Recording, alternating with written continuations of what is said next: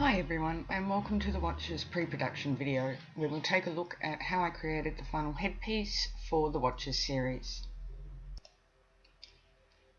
I started out with some ping pong balls and some red wool that I bought at the local discount shop. Doesn't have to be anything fancy, and just started separating out the wool into individual strands, keeping it held together at the bottom and just teasing out the pieces of wool until they were quite fine, separating out the strands.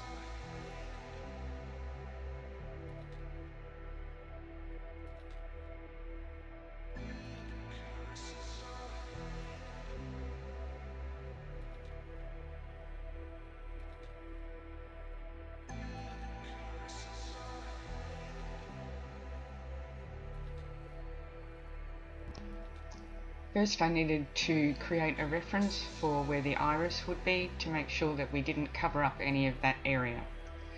Once I had that done, then I could start gluing my pieces in place. In this case I just used a generic PVA glue.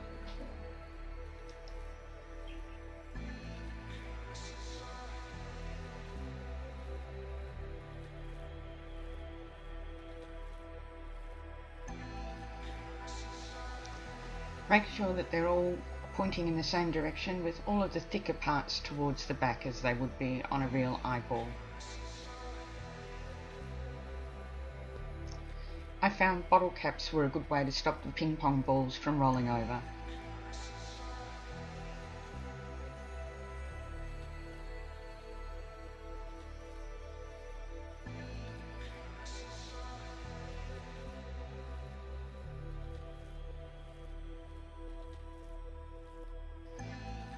Next I started painting the irises. I used a combination of just normal poster paints and nail polish for this, depending on the colours that I needed. Start with the base colour and just try and paint the circle as accurately as you can.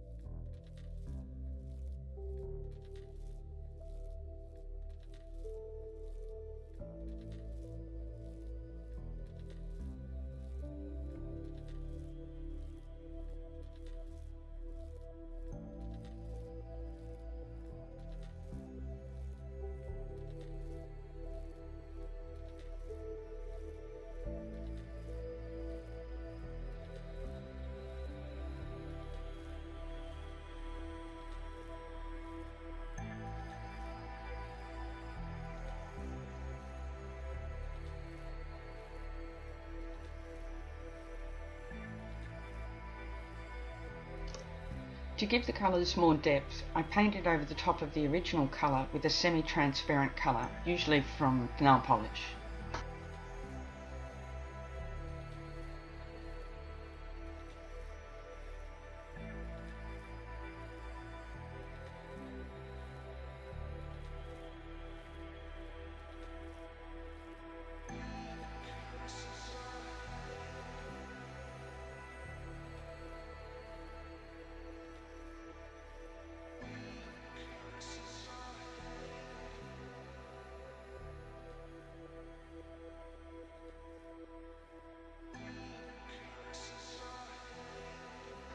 Once I had the main base colour in place, I used a really fine brush with a contrasting colour to paint all the details into the iris, just little lines going out from where the pupil will be.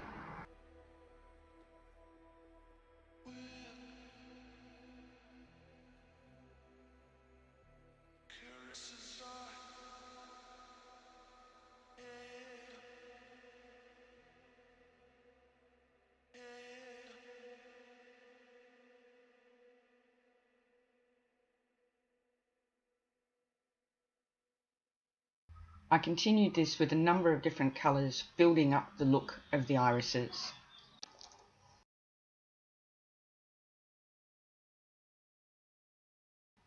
Once I was happy with the irises, it was time to try and create a bit more gloss to them. Some of the paints were quite matte paints, and I wanted a very smooth, glossy finish that made it look almost like they were wet. To do this, I used multiple layers of PVA glue, coated on fairly thickly.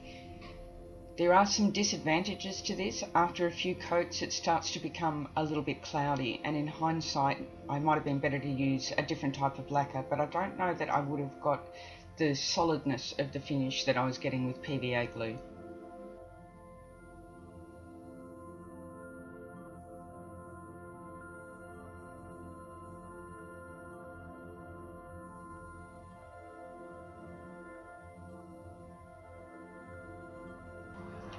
Each eyeball required several coats of the PVA and needed to leave it to dry in between, so it took a couple of days to get all of these done.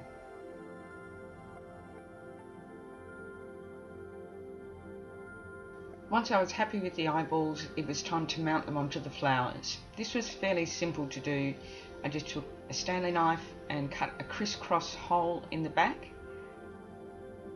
and I pulled out the centre of the flowers that I was using, and that left a little knob piece that held the flower together, and it was easy then just to peel the petals back and push the eyeball onto the little knob, and generally speaking that held it in place. I did find with a few of the ping pong balls I'd bought were lower quality and they tended to collapse a bit. Those ones I just used some hot glue to hold them in place.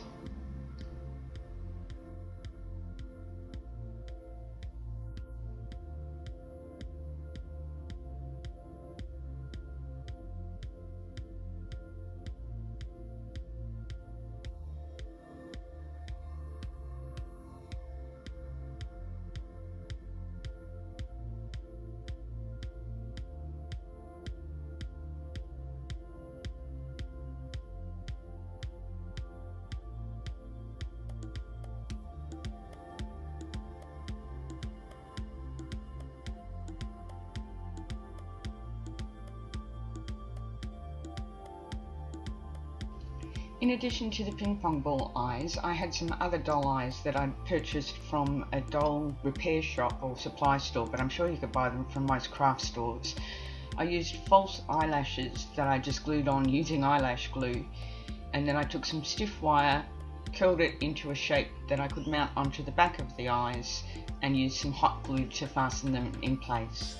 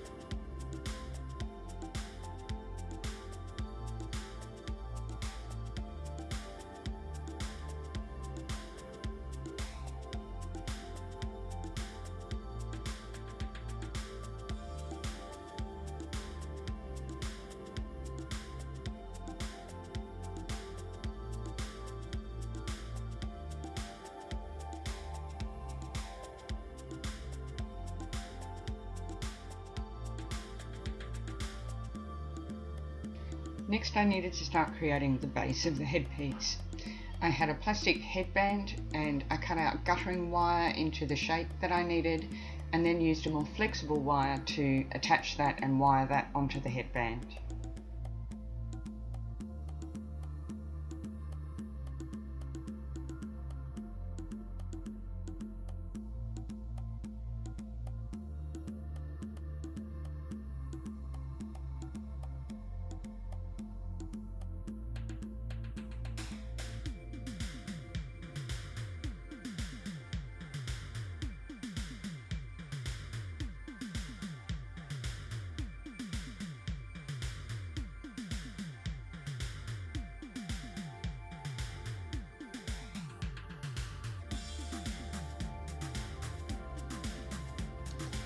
I purchased some beaded wire on eBay that I used to define the edges of the piece.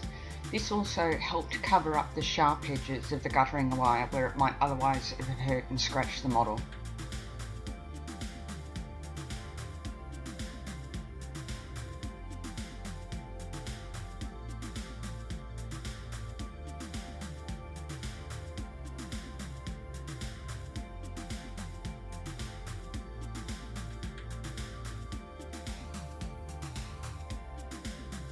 This was also used to join the chest piece to the main headdress piece.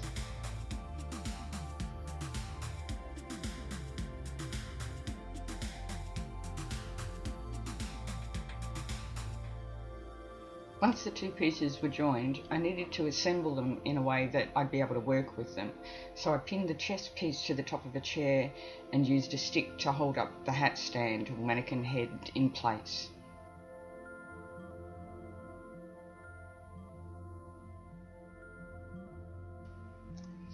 I didn't have quite enough beaded wire to go right around the top of the headpiece, so I cut off the small amount of excess and a few other small pieces and attached them to the top so that there would be some consistency of that throughout the piece.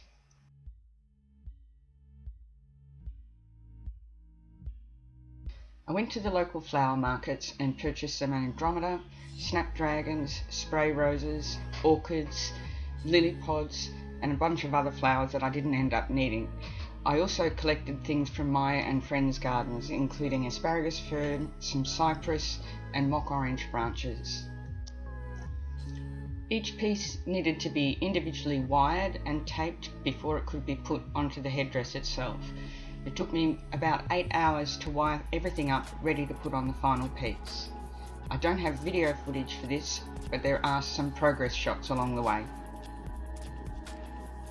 I started by wiring some of the asparagus fern around the outer edges, and then I put the larger pieces in place, mainly the snapdragons, and then the key pieces of where the eyeball flowers would go. I also purchased some succulents and foliage pieces from a local nursery, and some artificial berries were also included. I added a large length of wire to the bottom of the piece that I wrapped with asparagus fern and added more flowers to. This would wrap around the entire body for the final shoot.